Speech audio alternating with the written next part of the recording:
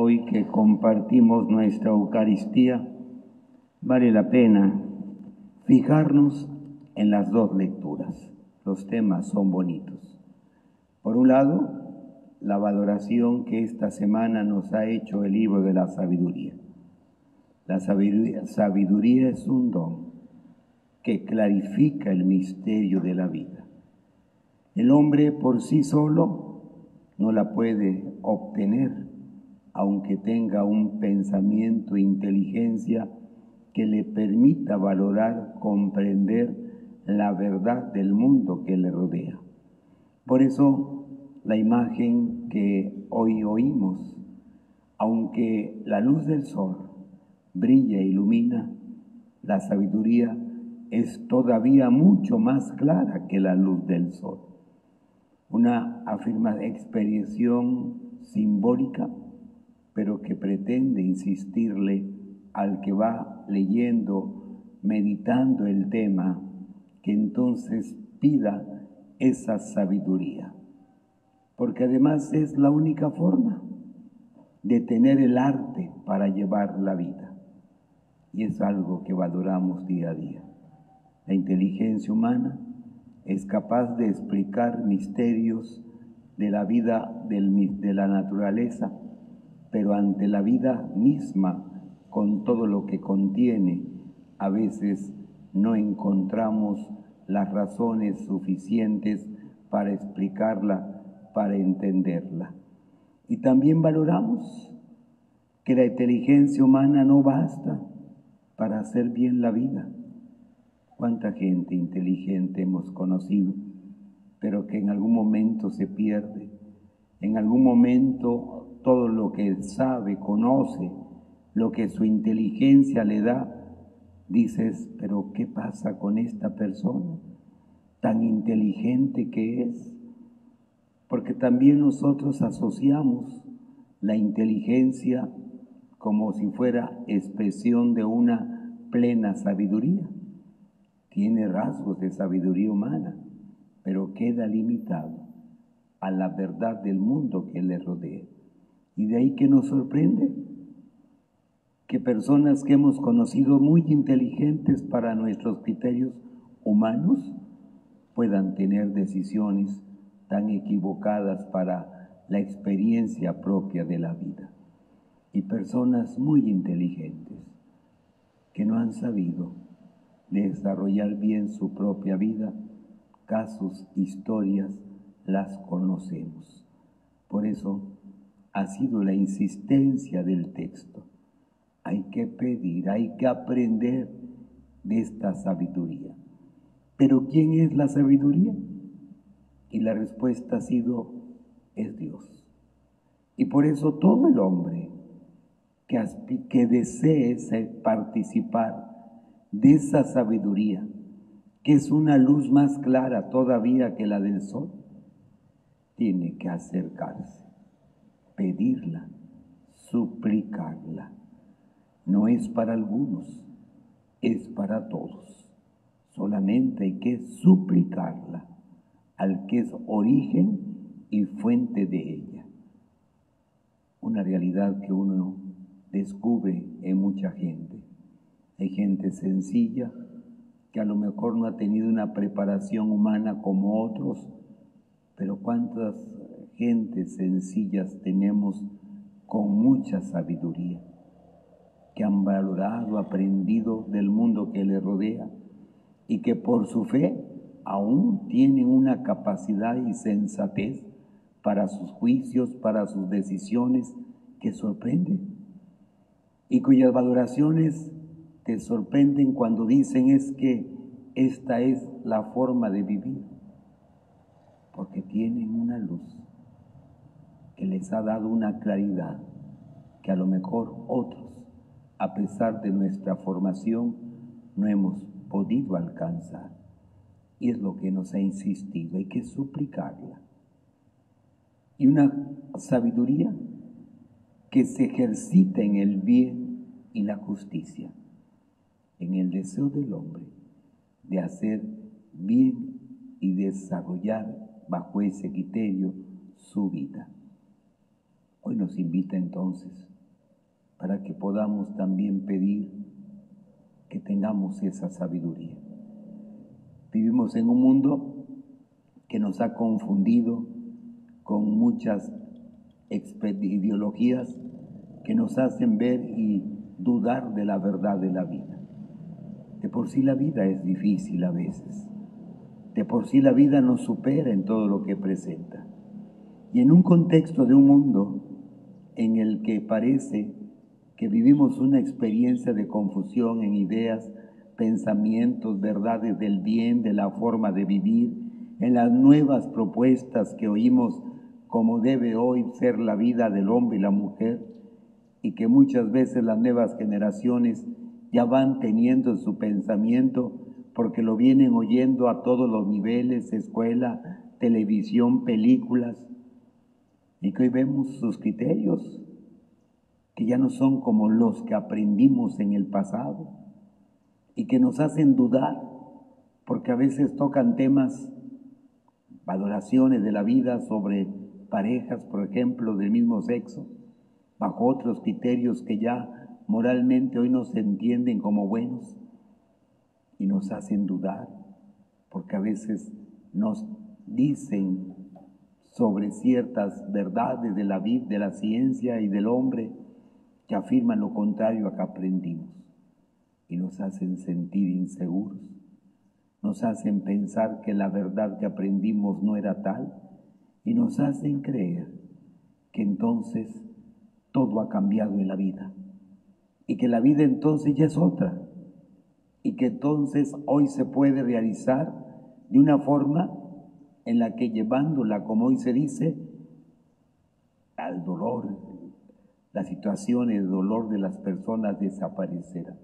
No es cierto. El hombre y la vida es una. Y si no se sabe vivir con sabiduría, se puede causar un dolor o una vida que no llegue, que no tenga su plenitud. Pidamos entonces sabiduría. Su luz clarifica aún más que la del sol, queriendo hacer una expresión simbólica al autor para decir, aunque la inteligencia clarifica mucho, la del hombre, la sabiduría de Dios y la que debemos aspirar ilumina mucho más que la luz del sol. Y por otro lado, un tema tan conocido por todos, el reino. Siempre hablamos del reino de Dios. Decimos, hay que instaurar el reino de Dios. Pero a lo mejor no hemos comprendido bien qué es ese tema del reino, del cual tanto hablamos y se predica en la iglesia. La lectura del Evangelio nos hace una sencilla valoración y nos da una sencilla respuesta. El reino es Cristo, en pocas palabras. Desde la experiencia del Antiguo Testamento como en el Nuevo, cuando se habla del reino, se expresa simplemente la experiencia de Dios que interviene en la historia para manifestarse al hombre. Por eso cuando se habla del reino, se habla de la experiencia de Dios que en la historia se va dando y concretiza su verdad entre nosotros.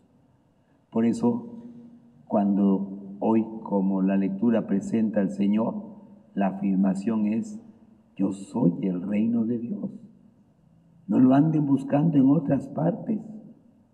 Todo aquel que quiera realizar la experiencia de Dios en Cristo tendrá su manifestación más plena de su verdad y de su misterio, porque el reino es Cristo. De ahí que por eso las imágenes que contienen las parábolas, que cuando hacen la comparación del reino, dicen, el reino de Dios es como un tesoro, o es como una perla, que cuando el hombre descubre su verdad de ese misterio, que es Dios, lo busca ¿Cómo puede un hombre interesarse por una riqueza material, como la perla que sabe le va a dar muchos beneficios, o aquel terreno que contiene un tesoro que va a ser su futura riqueza? Así es la experiencia entonces del reino, y que nos lleva entonces a un compromiso. Si realmente queremos vivir este misterio total de la vida del reino, de la acción de Dios, que entra a la vida, en la historia, entonces Cristo es el reino. Hay que hacer nuestra opción por Cristo y hay que hacerlo parte de nuestra vida. Y por eso el reino se hace vida cuando la experiencia de Dios transforma el corazón del hombre. De ahí pues la forma del texto que dice: no vayas corriendo donde te digan está el reino. No está aquí ni está allá. No depende del lugar, no depende de algo especial o de manifestaciones esplendorosas. El reino se realiza ahí donde el misterio de Dios ha entrado, ha transformado y ha hecho posible una vida nueva en las personas. Y por eso el reino de Dios puede darse desde el hogar, ahí donde hay una vida familiar que se realiza bajo el criterio del amor, y en la lucha y en el esfuerzo de personas que bajo la experiencia de Dios que han sentido en su vida, dejan que sea su actuar, su obrar como familia. Ahí está el reino de Dios.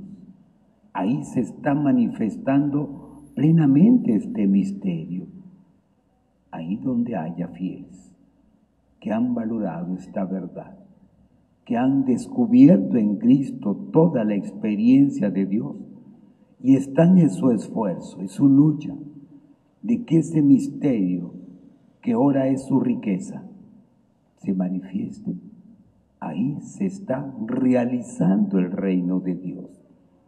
Por eso la expresión tan simbólica: no está aquí, no está allá, no es de forma aparatosa, no es donde a lo mejor uno puede creer, porque uno cree que a veces Dios está donde simplemente suceden cosas milagrosas.